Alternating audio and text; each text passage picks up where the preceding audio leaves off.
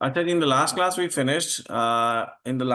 finished an important, very important topic of our syllabus, that is usage questions, is spot the mistakes. And spot the mistakes के हमने 16 mistakes complete करने के बाद हमने एक practice session भी रखा था।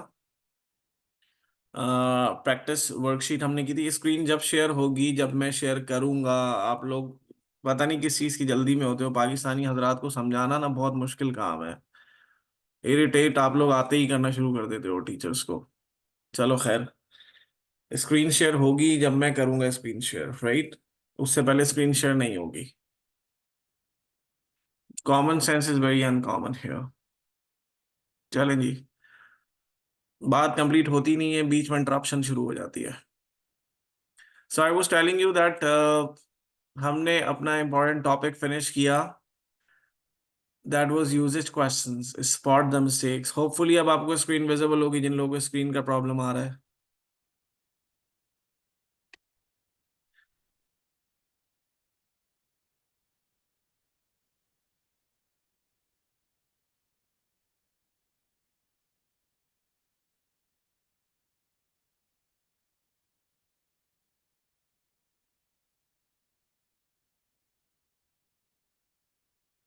Is it fine now? Is my screen visible?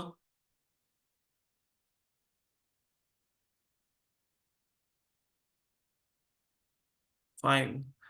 So in the last class, we discussed usage questions, spot the mistakes, 16 errors हमने डिस्कस किए, और फिर हमने उसकी प्रैक्टिस वर्कशीट भी की। मजीद वर्कशीट्स मैं आपके जो है वो फोल्डर में अपलोड करूंगा इंशाल्लाह इसी वीक में, और उसको भी आप प्रैक्टिस कर लेंगे and you may come up with your queries. ठीक है, ये वो टॉपिक अब खत्म हो गया। उस टॉपिक के हवाले से अब हम मजीद कोई बात नहीं कर सकते। हाँ, क्वेरी सेशन में आप जो है वो डिस्कस कर सकते हो the particular problems you face while solving those sort of questions. Let's begin with another important topic of our syllabus, that is reading comprehension. आज मैं इसका theoretical framework आपको समझाऊंगा, और अगर टाइम मिलता है तो हम इसकी प्रैक्टिस भी करेंगे। सो थोड़ा सा आपके लिए शायद शायद शायद बोरिंग हो जाए, बट ये जो चीज़ें मैं बताऊंगा ना, आपको सुनना आपने बहुत अटेंटिवली है, क्योंकि प्रैक्टिकली यही चीज़ें आगे फॉलो हो रही होंगी।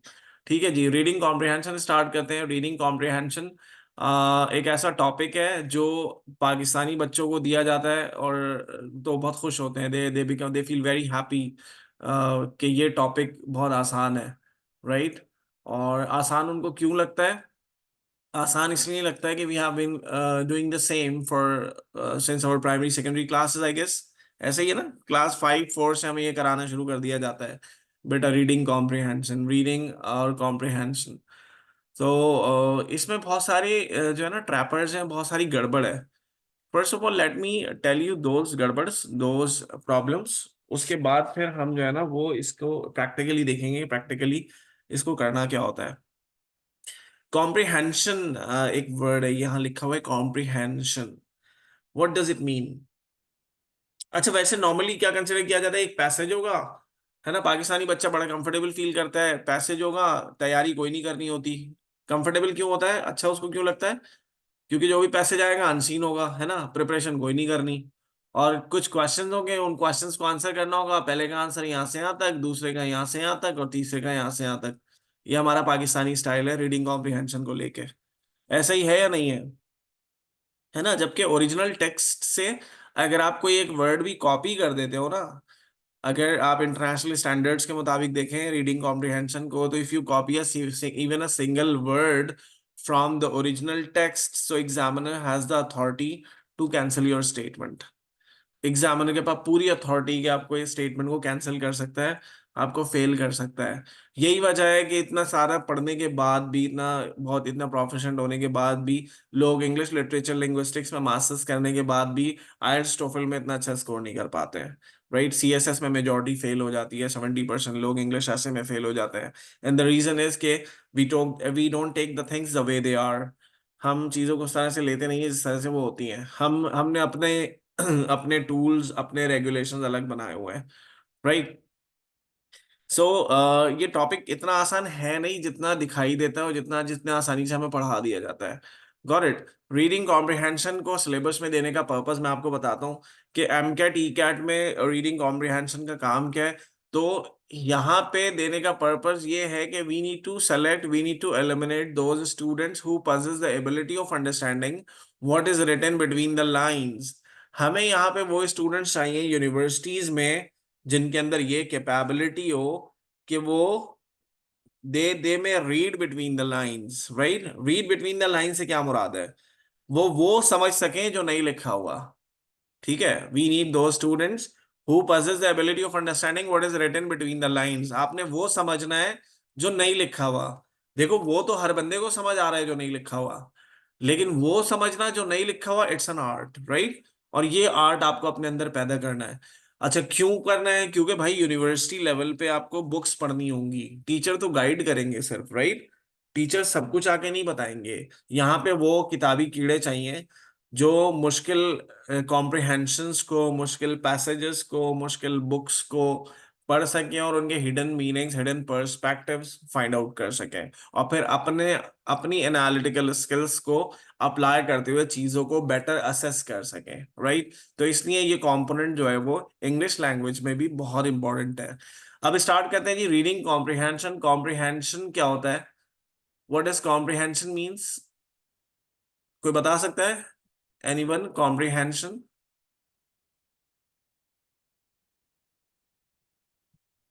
No one. अच्छा, comprehension is drive from a word comprehend. ठीक है, ये वर्ड निकला है कॉम्प्रिहेंड से, and comprehend means to understand. ठीक है, कॉम्प्रिहेंड मींस टू अंडरस्टैंड। तो रीडिंग कॉम्प्रिहेंशन क्या हो गया, रीडिंग कॉम्प्रिहेंशन ये हो गया कि you need to understand by reading something. ठीक है, अंडरस्टैंडिंग बाय रीडिंग, किसी चीज को पढ़ के समझना, नॉट समराइज करना, नॉट प्रेसी करना। ठीक है, किसी चीज को पढ़ के समझना इज रीडिंग कॉम्प्रिहेंशन। अच्छा, हमारे यहाँ शुरू से गड़बड़ इसमें किसने की हुई है, लेट मी टेल यू। शुरू से एक तो गड़बड़ इसमें मजहबी हजरात ने की हुई है। ठीक है, अब क्या कह सकते हैं इस बात पे कि मिसाल के तौर पे जो हमारी सबसे इम्पोर्टेंट बुक है, सबसे इम्पोर्टेंट बुक कौन सी है आपकी?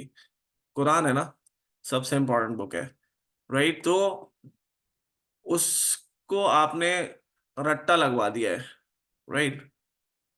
सबसे इम्पोर्टेंट बुक जो है आपकी कुरान, उसको भी आप रट्टा मारते हो, right. Just you just read it, you don't comprehend it. तो पाकिस्तानी स्टाइल में रीडिंग एक अलग चीज है, कॉम्प्रिहेंशन एक अलग चीज है पाकिस्तानियों के लिए। यही हमारे यहाँ शुरू से हैबिट भी है। अब जी स्कूल लाइफ आप रिकॉल करें अपनी, सुबह के टाइम आप पहुंचे जी स्कूल, आधे घंटे पहले असेंबली होगी, उसमें खड़े रहो। उसके बाद फिर क्लास में एंटर हुए, जाके बैठे। अब वो आ गई एक खातून और वो कह रही है जी खड़े हो जाओ और रीडिंग करो। अब वो बेचारा बच्चा अब कह रहा है अभी असेंबली में आधे घंटे तो मैं खड़ा होके आया हूँ, नहीं दोबारा खड़े होके रीडिंग करनी है। अब रीडिंग कर ली, उसके बाद पूछ रहे हैं हाँ भाई क्या समझ आया। तो फिर बच्चे का जवाब क्या होता है, अच्छा समझना भी था, अच्छा मिस समझ समझ के पढ़ना था। तो हमारे यहाँ रीडिंग अलग है, कॉम्प्रिहेंशन अलग है। भाई जब पढ़ लिया तो ऑब्वियसली आपको समझ आना चाहिए ना, whatever you have read, otherwise there is no purpose. So comprehension और extracting meaning from what you read is the ultimate goal of reading. जो पहला जुमला यहाँ लिखा हुआ है कि कॉम्प्रिहेंड करना या मीनिंग एक्सट्रैक्ट करना, आप जो कुछ भी पढ़ते हो, ये रीडिंग का अल्टीमेट गोल होता है, अल्टीमेट टारगेट होता है। ठीक है, experience readers take this for granted. Experience readers जो होते हैं ना वो इस चीज को फॉर ग्रांटेड लेते हैं, वो एम ही लेते हैं, बोलते हैं यार क्या जरूरत है कॉम्प्रिहेंशन को, रीडिंग कॉम्प्रिहेंशन को एक टॉपिक कंसिडर करने की। ठीक है, दे में not appreciate the reading comprehension skills required. वो बोलते हैं भाई जो हम पढ़ रहे हैं वो हमें समझ आ रहा है। लेकिन ये बात वहां एप्लीकेबल है जब वो लैंग्वेज आपकी नेटिव लैंग्वेज हो। ठीक है, अब एक लैंग्वेज जो आपकी लैंग्वेज नहीं है तो वहां पे ऑब्वियसली इतना प्रोफेशन शायद ही चंद ही लोग हों कि जो रीडिंग करें और अंडरस्टैंड कर लें। ठीक है, are you getting my point? कोई प्रॉब्लम तो नहीं हो रही ना जो मैं बताना चाह रहा हूँ, पॉइंट आपको बताना चाह रहा हूँ। ऐसे ही रीडिंग बिटवीन द लाइन से क्या मुराद है, मैं ये कह रहा हूँ कि reading between the lines, for example मैं कहता हूँ कि पाकिस्तान की तबाही के जिम्मेदार वही लोग हैं जो एक अरसे तक हुकूमत चलाते रहे हैं लेकिन हुकूमत में नहीं है। अब देखो इन अल्फाज में मैंने शायद हिडन मीनिंग्स में किसी को टारगेट किया हो। ठीक है, हो सकता है मेरी बात का मतलब कुछ और हो सकता है कोई मेरी बात सुन के अनॉय हो जाए। Getting it? यस। तो द थिंग इज दैट कि आपके अंदर ये कैपेबिलिटी होनी चाहिए, आपके अंदर, आपको अपने अंदर ये स्किल जो है वो पैदा करनी पड़ेगी कि आप ये समझ सको कि क्या कहना चाह रहा है राइटर, का पर्पस क्या है। अच्छा भाई, ऐसी comprehension, the process of comprehension is both interactive and strategic. Comprehension का जो प्रोसेस है ये इंटरेक्टिव भी है और स्ट्रेटेजिक भी है। ये चीजें बड़ी इंपॉर्टेंट लिखी हुई है यहाँ पे, इंटरेक्टिव एंड स्ट्रेटेजिक। राइट?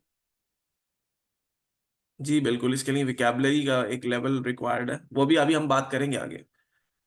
अच्छा जी, इंटरेक्टिव और स्ट्रेटेजिक से क्या मुराद है?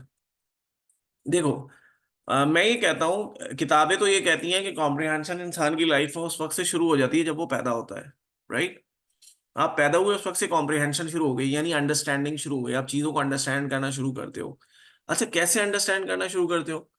फॉर एग्जाम्पल, बच्चे ने आँख खोली, राइट, और आँख खोली तो उसको कोई शक्ल दिखाई दी, और फिर उसने डर के आंखें बंद कर ली, ओ ये क्या था, गॉट इट। फिर दोबारा आँख खोली, फिर दोबारा देखा, फिर उसके कानों ने आवाज सुनी, बाबा या मामा।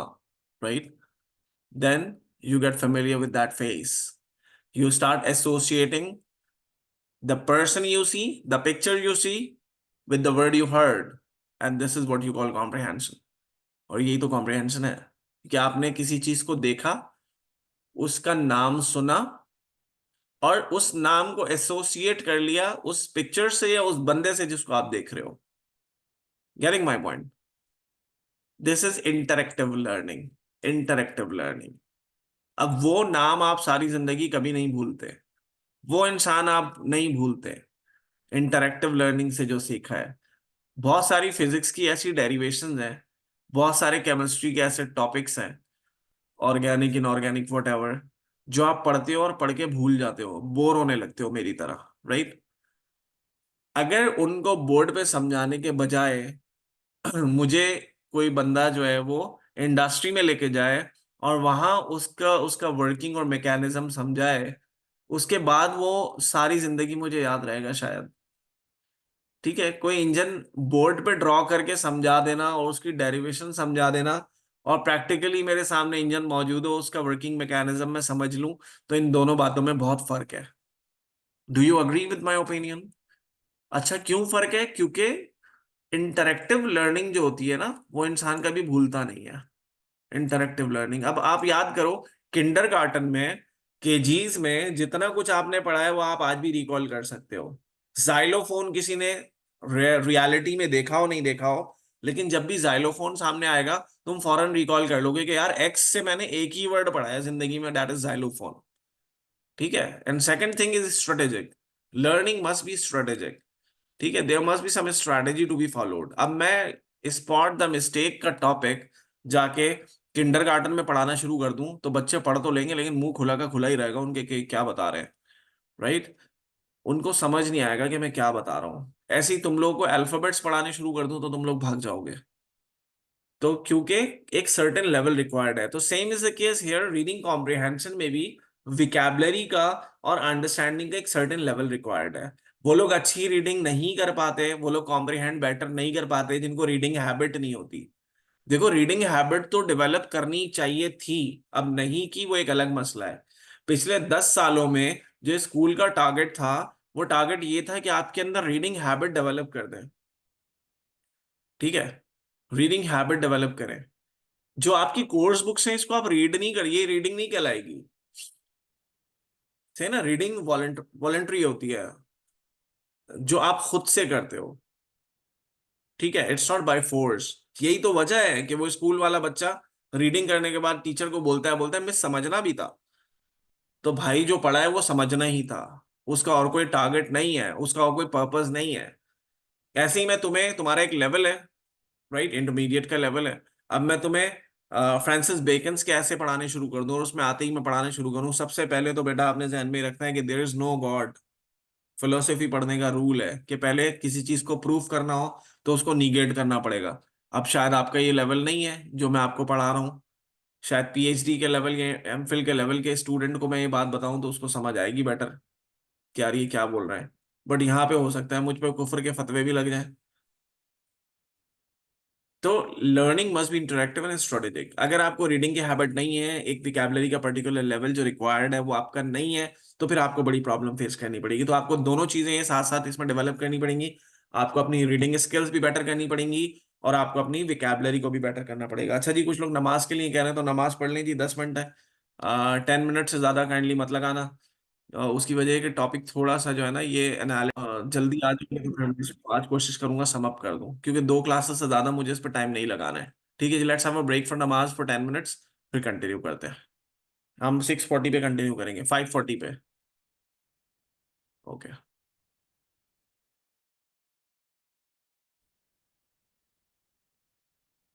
अच्छा जी, सो कॉम्प्रिहेंशन इंसान की लाइफ में उस वक्त से शुरू होती है जब वो पैदा होता है, राइट? और शायद उससे भी पहले से, मे बी कि उससे भी पहले से, क्योंकि हमें अक्सर कहा जाता है ना कि हमारे अपने पेरेंट्स के फीचर्स और कैरेक्टरिस्टिक्स हमारे अंदर मौजूद है, right? So may be possible कि ऐसा हो। अच्छा, बाय बर्थ कोई इंटेलिजेंट नहीं होता, राइट? वरना आप गॉड की इंटेग्रिटी को क्वेश्चन करने लगते लोग।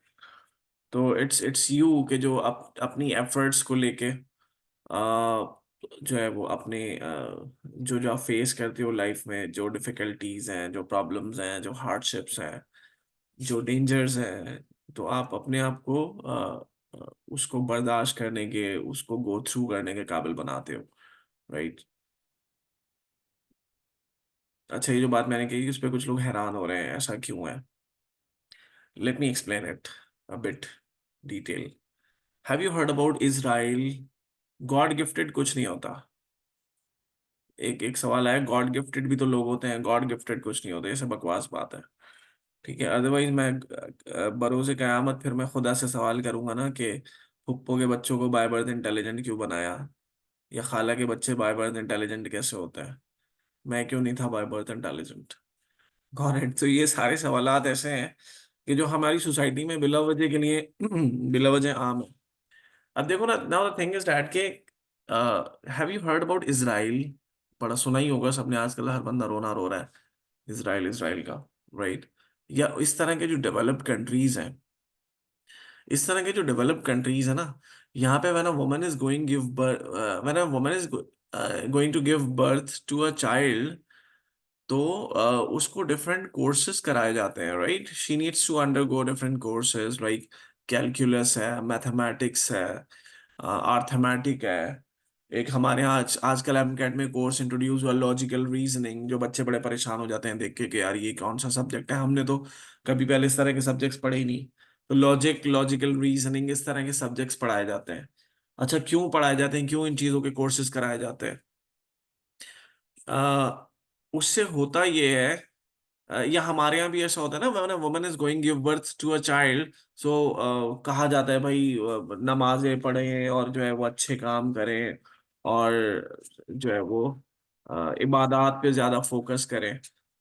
तो ऑब्वियस सी बात है, जब बुरी चीजें एक जगह, आप किसी बुरी सोहबत में बैठते हो तो वो चीजें आप में ट्रांसफर होती हैं, तो अच्छी चीजें भी ट्रांसफर होती हैं। तो दैट्स वाई हमारी पैदाइश से पहले हमारी वालदा ने जो जो फेस किया ना लाइफ में, वो हमारी पर्सनालिटी में शामिल होता है। Are you getting my point? ठीक है।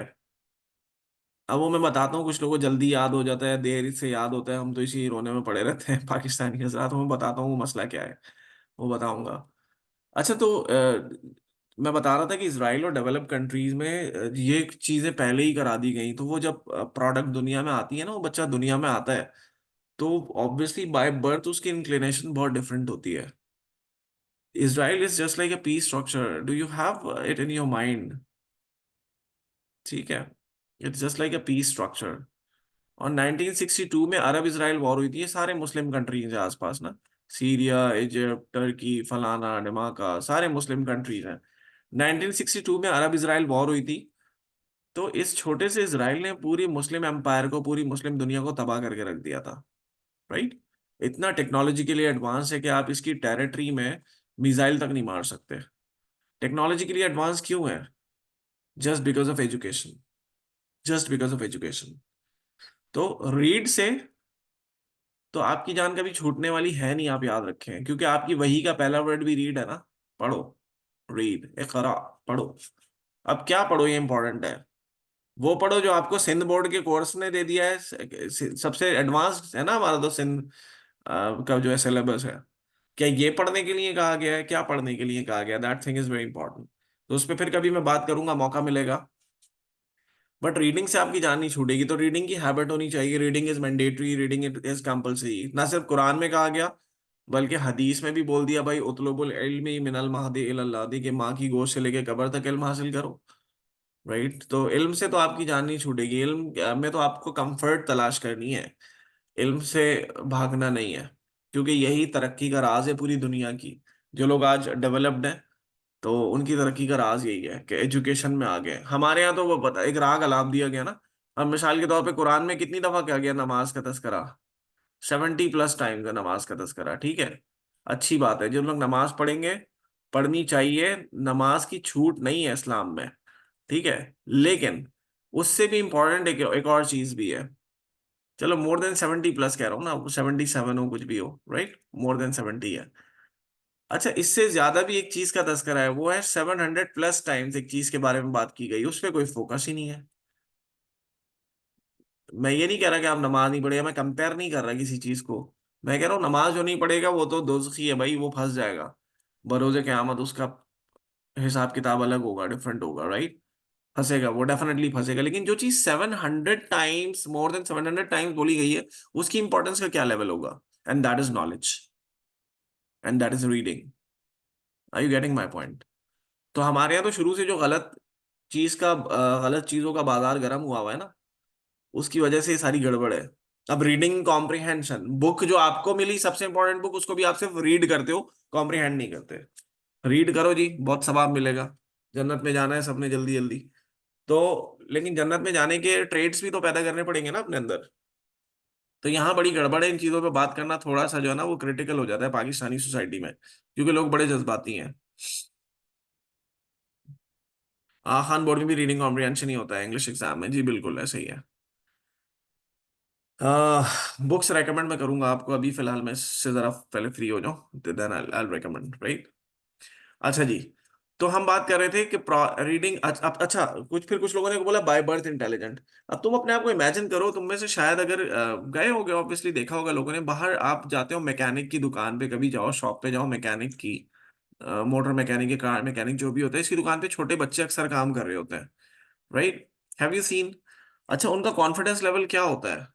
कितना जबरदस्त होता है ना उस बच्चे का कॉन्फिडेंस लेवल, जो सारा दिन बाहर घूम रहा है। मतलब तुम अपने आप को उसके कॉन्फिडेंस लेवल से कंपेयर करो, तो भाई खड़े खड़े तुम्हारा सौदा कर दे वो, इतना तेज होता है वो बच्चा। ऐसा है या नहीं है? तो बाय बर्थ कोई इंटेलिजेंट नहीं होता। ये आप हो जो अपनी सोसाइटी से, अपने इन्वायरमेंट से सीखते हो, लर्न करते हो, राइट। उसका पब्लिक इंटरेक्शन जितना है उतना आपका नहीं है, दैट्स वाई आप इतने प्रोफेशन नहीं हो, ठीक है ना। वो कहते हैं ना, तुंदिए बादे मुखालिफ से ना घबराए वो ख्वाब, ये तो चलती है तुझे ऊंचा उड़ाने के लिए। अल्लामा इकबाल ने कहा था कि तुंदिए बादे मुखालिफ, ऑपोजिट जो एयर चल रही होती है ना, उससे आपको घबराना नहीं चाहिए। वो चलती है ऊंचा उड़ाने के लिए, जितनी हवा ऑपोजिट होगी उतना आप ऊंचा जाओगे। Smooth roads never make good drivers. Highway पे गाड़ी चला ली तो क्या गाड़ी चला ली, कोई कमाल थोड़ी है हाईवे पे गाड़ी चलाना, ठीक है। ड्राइवर वो है जो सदर में गाड़ी चला के दिखाएगा। कराची में जो लोग रहते हैं वो मेरी बात समझ गए होंगे। Smooth roads never make good drivers, clear skies never make good pilots, ठीक है। Clear skies never make good pilots. Pilot वो नहीं है जिसने जहाज अच्छी तरह लैंड कर लिया अच्छे एनवायरनमेंट में, अच्छे मौसम में। बल्कि पायलट वो है कि बारिश हो रही है, फॉग है, स्मोक है, धुंध जीरो है, मतलब विजन जीरो है, और फिर वो जहाज लैंड करके दिखाए, उसको बोलते हैं हाँ स्टैंडिंग ओवेशन है यार, ये पायलट है। Similar is the case, problem free life won't make you a good person, won't make you smart person. Problem free life है तो लाइफ क्या है? एक ऐसी जगह जहां पे अच्छे सोफा सेट रखे हो, एसी ऑन हो, तो वहां नींद अच्छी आ सकती है, पढ़ाई नहीं हो सकती। तो कंफर्ट जोन से बाहर निकलना पड़ेगा, कंफर्ट्स में नहीं जाना पड़ेगा, वी गो आफ्टर कंफर्ट्स, ठीक है ना। रीडिंग में भी यही है, आप पढ़ना शुरू करते हो 5 मिनट में नींद आनी शुरू हो जाती है। ठीक है, ठीक है। तो आपको ट्रैपर्स फाइंड आउट करने पड़ेंगे कि मसला है क्या। ठीक है जी, चले अब आगे बढ़ते हैं इसी बात को लेके थोड़ा सा। तो rather than passively reading the text, passive reading क्या होती है? जिसमें आप मीनिंग नहीं समझते, सिर्फ रीड करते हो। Readers must analyse it, internalise it and make it their own. Readers को क्या चाहिए कि वो एनालाइज करें किसी चीज को जिसको आप वो पढ़ रहे हैं, इंटरनलाइज करें, मेक इट देयर ओन, और उसको अपना बना लें। Be one character. So in order to read with comprehension, developing readers must be able to read with some proficiency and then receive explicit instruction in reading comprehension strategies. तो comprehension के साथ read करने के लिए जो लोग reader बन रहे हैं, रीडिंग में प्रोफेशन होना चाह रहे हैं, उनको चाहिए कि वो क्लियर इंस्ट्रक्शंस लें रीडिंग कॉम्प्रिहेंशन स्ट्रेटजीज के वाले से। Now what are those clear instructions? Let's move on. अब आ जाओ जर्नल स्ट्रेटजीज पे। कॉमन स्ट्रेटजीज क्या है रीडिंग कॉम्प्रिहेंशन की? तो ये कह रहा है the process of comprehending text begins before children can read. Comprehension उस वक्त से स्टार्ट हो जाती है जब आप पढ़ना शुरू करते हो, बच्चा पढ़ना शुरू करता है। When someone reads a picture और बुक टू देम, कोई इंसान उसको कोई पिक्चर दिखाता है या कोई बुक दिखाता है, उसमें वो पिक्चर देखता है। They listen to the words, आप वर्ड्स सुनते हो। See the pictures in the book, book में पिक्चर्स देखते हो, and start associating the words on the page with the words you heard and the ideas that are represented to you. और आप associate कर लेते हो उस वर्ड को उस पिक्चर से जिसको आप देख रहे हो, या उस वर्ड को उस बंदे से जिसको आप देख रहे हो, या उस वर्ड को उस आइडिया से जो रिप्रेजेंट किया जा रहा है। ठीक है, अच्छा जी। फिर in order to learn comprehension strategies, students need modelling, practice and feedback. ये तीन चीजें बड़ी इंपॉर्टेंट है। किंडरगार्टन में आपको ये चीजें कराई जाती नहीं, पहले मॉडलिंग कराई जाती थी। मॉडलिंग से मुराद वो मॉडलिंग नहीं जो आप सोच रहे हो। मॉडलिंग से मुराद ये है कि आपको वो चीज जो है वो फिजिकली दिखाई जाए। ठीक है, वो चीज आपके सामने मौजूद हो। मैं कितने भी अच्छे तरीके से बता दूं बेटा, एक बॉक्स होता है, वो किसी रूम में लगा दिया जाए तो बड़ा कंफर्ट हो जाती है और बड़ी अच्छी हवाएं आती हैं और बड़ा आप ठंडा महसूस करते हो। बट जब तक आप एसी देखोगे नहीं, आपको क्लियर नहीं होगा कि यार मैं किस चीज की बात कर रहा हूँ। Getting it? तो मॉडलिंग आपको किंडरगार्टन में दिखाया गया क्ले, आपको किंडरगार्टन में दिखाया गया एप्पल, एप्पल नहीं भी दिखाया गया रियल में तो उसकी पिक्चर दिखाई गई। ठीक है, एंड देन टीचर ने एक दफा पूछा, फिर उसके बाद दूसरे बच्चे से दूसरी बात पूछी, what is this? Orange. Okay जी, फिर दोबारा आपके पास आई, बोले अभी क्या बताया था आपने, ये क्या है? फिर आप अगेन बोलते हो Apple. So this is what you call practice. पहले मॉडल दिखाया गया, फिर प्रैक्टिस कराई गई। And feedback, feedback is your exam. सारी चीजें पढ़ा के फिर मिक्स कर दिया गया। कॉमन मिस्टेक सारी पढ़ा दी, उसके बाद फिर मिक्स कर दिया, फिर मिक्स करके पूछ लिया, and that is feedback your exam. Clear? ये कॉम्प्रिहेंशन है। This is what you call comprehension, not the one कि एक टॉपिक पढ़ाया फिर उसी के क्वेश्चंस पूछ लिए। ये कौन सा कमाल है?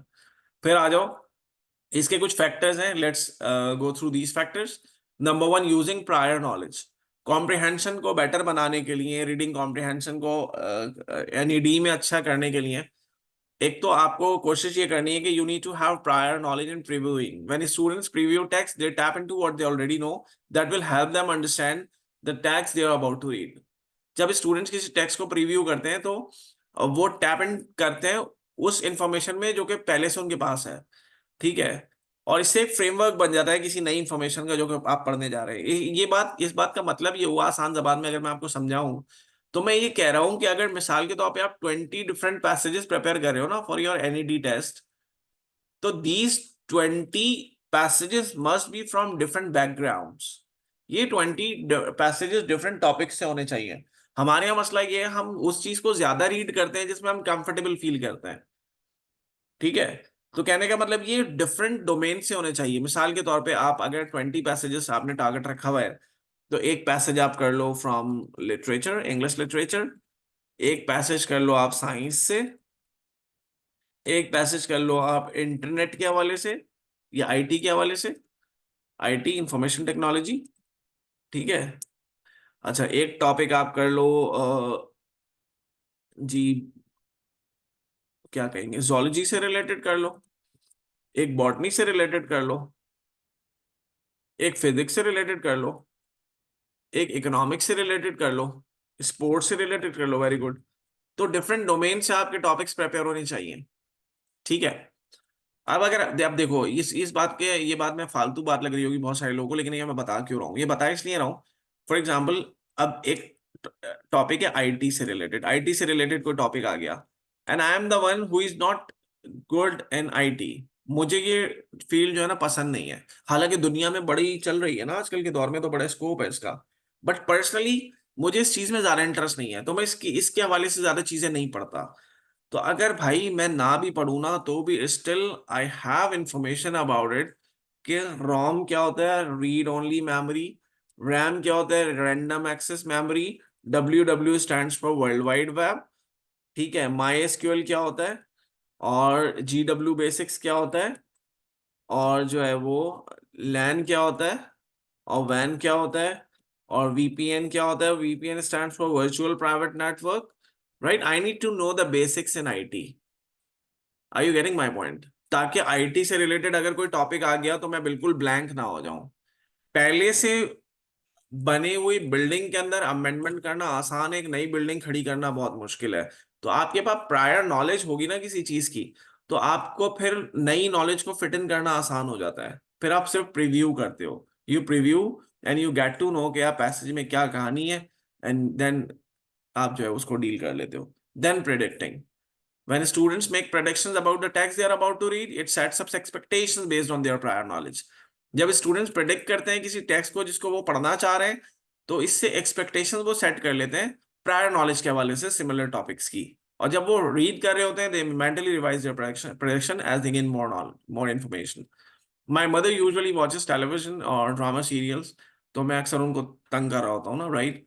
वो कब कुछ देख रही होती है तो मैं उसमें जाकर उनको छेड़ता हूँ, कहता हूँ कि अच्छा आप ये बताएं कि अभी इसमें वो जो चल रही है स्टोरी उसका क्या हुआ, उसमें वो जो वकील है उसने क्या किया, अभी उस पुलिस वाले ने क्या किया। तो शी रिप्लाइज मी यूजुअली कि यार हाँ ऐसा हुआ वैसा हुआ। अच्छा, वो कहती है कि तू होता तो सारा दिन बाहर है, तू बाहर बैठ के क्या हम टीवी के ड्रामे देख रहा होता है, right. But it's very easy to predict about something in Pakistan, in our culture, right. हमारे ड्रामा जो है उनको प्रेडिक्ट करना निहायत आसान है। वही होगा, एक घिसी पिटी लव स्टोरी चल रही होगी, ठीक है, एक लड़का लड़का अमीर हो गया, लड़की गरीब होगी, लड़की गरीब होगी, लड़का अमीर होगा, दो फैमिलीज का फड्डा चल रहा होगा, उसमें एक पुलिस वाला होगा, एक वकील होगा, एक जज होगा, राइट।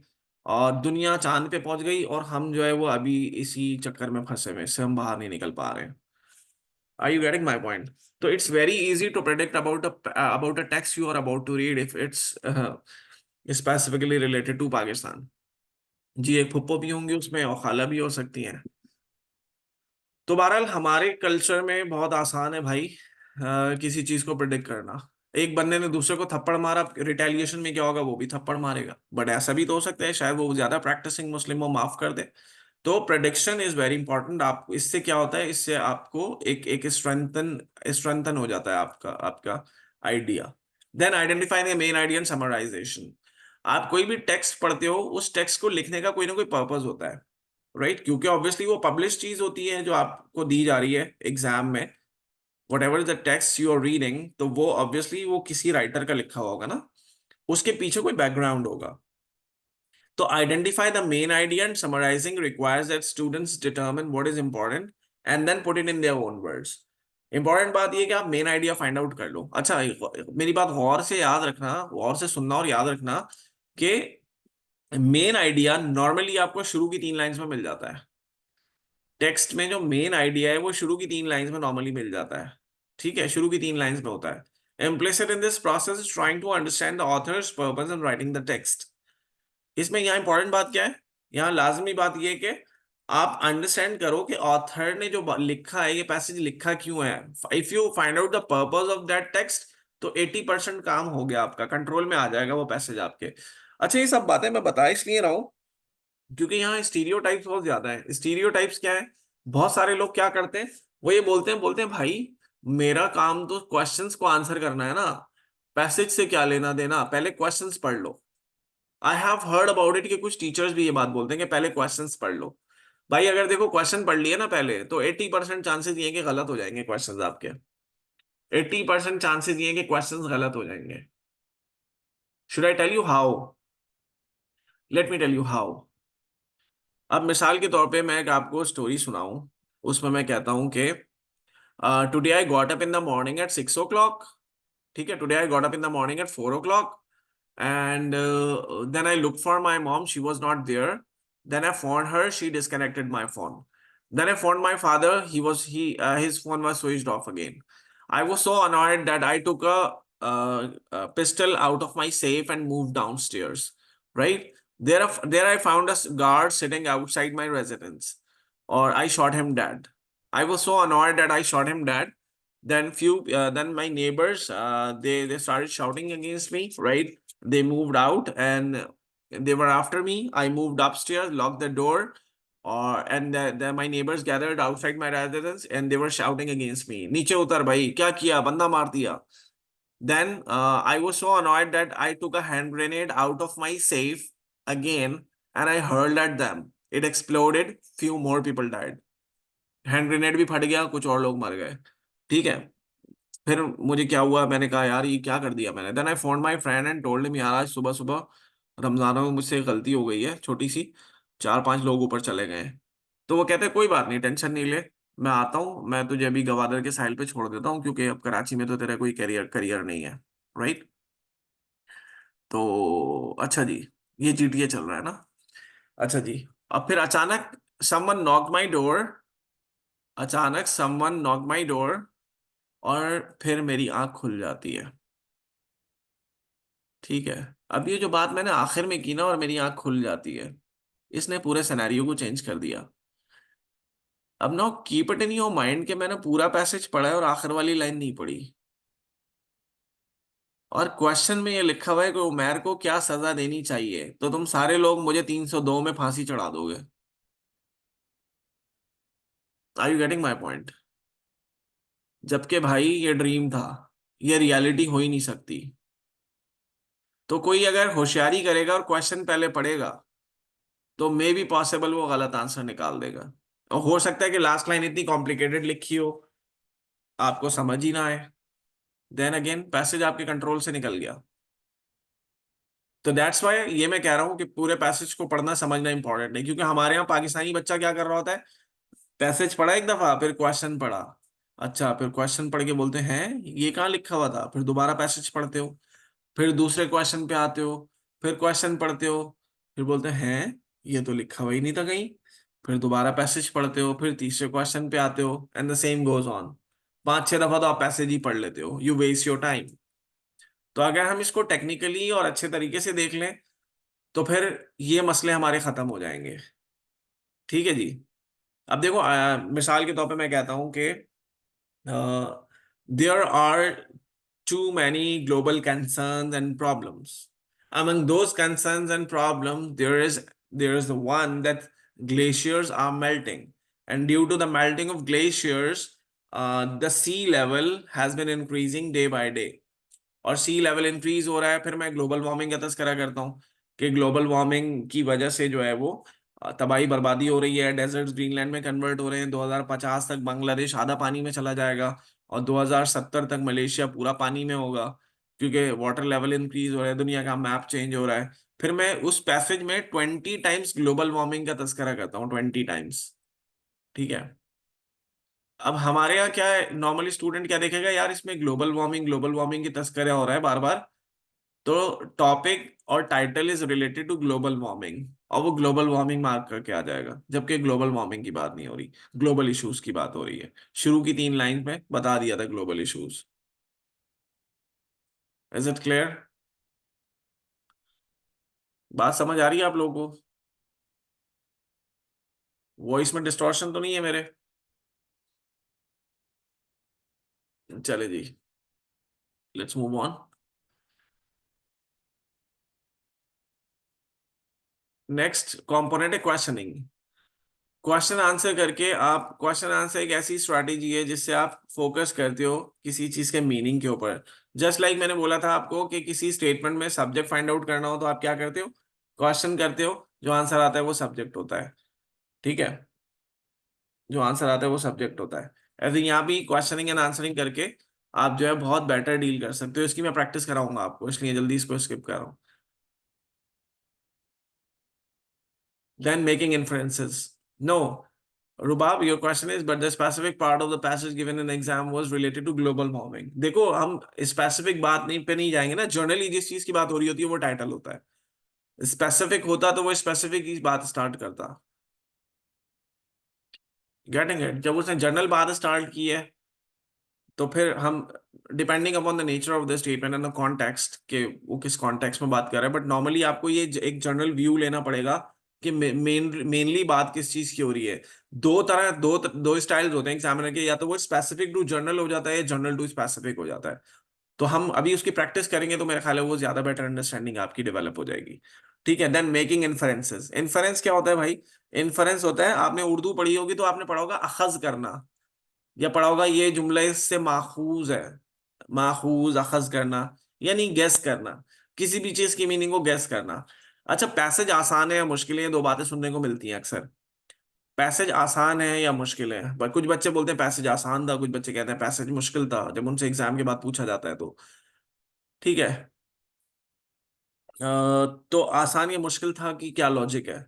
जिस पैसेज में वर्ड्स डिफिकल्ट होते हैं आप बोलते हो डिफिकल्ट है, जिस पैसेज में वर्ड्स आसान होते हैं आप बोलते हो आसान है। ऐसे ही है ना? तो इसका मतलब है पैसेज इटसेल्फ मसला नहीं कर रहा, विकैबुलरी का इशू है। तो नॉर्मली विकैबुलरी का जो लेवल रिक्वायर्ड है, इंटरमीडिएट का लेवल, अगर वो आपका विकैबुलरी का लेवल नहीं है तो फिर आपको प्रॉब्लम फेस करनी पड़ेगी। अच्छा, इस प्रॉब्लम का हल ये है कि आप इन्फर कर लेते हो, इन्फर कर लेते हो किसी चीज के मीनिंग को। जैसे यहाँ लिखा हुआ है, in order to make inference about something that is not explicitly यानी clearly stated in the text, students must learn to draw on prior knowledge and recognize clues in the text itself. तो आप क्या करोगे, अपनी prior knowledge की base पे जज करोगे या टेक्स्ट में क्लूज फाइंड आउट करोगे? For example, I was astonish to see him after a long time. अब इसमें किसी को एस्टोनिश के मीनिंग नहीं आ रहे, तो एस्टोनिश के मीनिंग ना भी आ रहे हो तो भी किसी बंदे को ये मतलब ये तो बड़ा क्लियर तुम्हें नजर आ रहा है ना कि कोई बंदा किसी से मिलता है लंबे अरसे के बाद तो वो एस्टोनिश होगा। तो एस्टोनिश के मीनिंग क्या हो सकते हैं, तुम खुद से गेस कर लो। हैप्पी हो सकता है। ठीक है, जो जो पॉसिबल मीनिंग्स है वो मैं लिख लेता हूँ। अमेज्ड हो सकते हैं, ठीक है। सरप्राइज हो सकते हैं, एक्साइटेड हो सकते हैं, यस। शॉक्ड हो सकते हैं। अब मुझे जो मीनिंग अच्छी लग रही है ना वो मैं इन्फर कर लूंगा। ठीक है, चाहे तुम गलत मीनिंग इन्फर करो। अब देखो, मैंने इसकी मीनिंग इन्फर कर ली हैप्पी, ऑल्दो इसकी मीनिंग हैप्पी नहीं है। यहाँ पे एस्टोनिश के मीनिंग हैप्पी नहीं है, बट मेरी मुझे तो क्योंकि मीनिंग नहीं पता, अभी तो आप इसलिए बता रहे हो ना कि आपको मीनिंग पता है। अब मिसाल के तौर पे किसी को मीनिंग नहीं पता, उसने मीनिंग हैप्पी इन्फर कर ली है, तो फाइन विद इट, कोई हार्म नहीं है, there is no harm. Overall passage की अंडरस्टैंडिंग बिल्कुल ठीक रहेगी, ओवरऑल बिल्कुल क्लियर पिक्चर बनेगी आपकी। लेकिन अगर किसी ने विकैबुलरी डिफिकल्ट होने की वजह से जो हम नॉर्मली कर रहे होते हैं वो लाइन छोड़ दी, कहा स्किप करो आगे बढ़ो, तो फिर maybe you are going to miss some important point. तो पॉसिबल ये है कि आपको इंपॉर्टेंट पॉइंट मिस कर दिया है आपने। ठीक है, फिर प्रॉब्लम होगी आगे, क्योंकि हो सकता है उस पॉइंट से रिलेटेड कोई क्वेश्चन हो, और जब आप वो क्वेश्चन अटेम्प्ट करो तो क्योंकि आपने वो पॉइंट स्किप कर दिया तो आपको तो पता ही नहीं है कहानी क्या चल रही है। Is it clear? जैसे मैं कहता हूँ शी वॉज सो इन्फ्यूरिएटेड, लिखता हूं मैं, she was so infuriated that she slapped him in front of everyone. Now see, she was so infuriated that she slapped him in front of everyone. अब मुझे इसमें infuriated का meaning नहीं पता, तो मैं जज कर लूंगा कि यार सबके सामने चमाटा करा दिया उसने, तो क्या होगा? वो सैड होगी मे बी, है ना? वो एंग्शियस होगी, एंग्री होगी, यस। अब इसमें से कोई भी मीनिंग मैंने इन्फर कर लिया ना, भले मैं सही मीनिंग इन्फर नहीं कर रहा, भले मैं गलत मीनिंग इन्फर कर रहा हूँ, एंग्रेज्ड, यस, भले मैं गलत मीनिंग इन्फर कर रहा हूँ, लेकिन ओवरऑल मेरे पैसेज की अंडरस्टैंडिंग बिल्कुल ठीक रहेगी, ये आप चेक कर लेना। ठीक है भाई, लेट्स मूव ऑन। देन क्या है? Visualising. Visualizing. Studies have shown that students who visualize while reading have a better recall than those who don't. Studies ये शो करती हैं कि वो स्टूडेंट्स जो रीडिंग के दौरान विजुअलाइज करते हैं उनका रिकॉल उन स्टूडेंट से बहुत बेटर होता है जो रिकॉल नहीं करते हैं, जो विजुअलाइज नहीं करते हैं। ठीक है, नाउ लिसन टू मी। अब सुनो, कुछ वर्ड्स मैं कह रहा हूं, सुनना गौर से। मैं कह रहा हूं सुपरमैन, बैटमैन, मरमेड, यूनिकॉर्न। ठीक है, ये सारे वर्ड्स मैंने रिकॉल किए हैं। ये सारे वर्ड्स मैंने जब कॉल किए, आप में से कितने ऐसे लोग हैं, जब मैं रिकॉल कर रहा था इन वर्ड्स को, तो इनका इमेज आपके दिमाग में फॉर्म नहीं हुआ? कोई है ऐसा?